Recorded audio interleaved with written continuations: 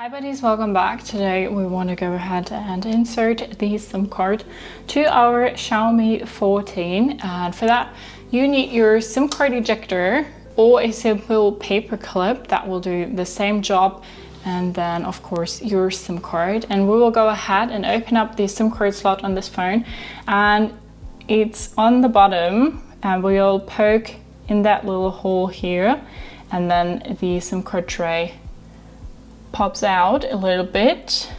We'll take it out, and then we will see that we have a space for one SIM card and also a second SIM card. So we will take our SIM card now and then put that in. And now we'll put the whole thing back in the phone. We'll have to unlock our SIM card. And then we're back in the phone, and you see that we have a signal.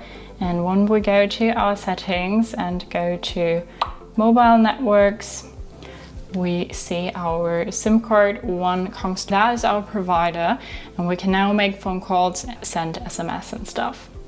So that's how you can insert a SIM card to your Xiaomi 14. Hope you liked it, hope it helped. If so, thumbs up, share and subscribe, and I hope to see you next time.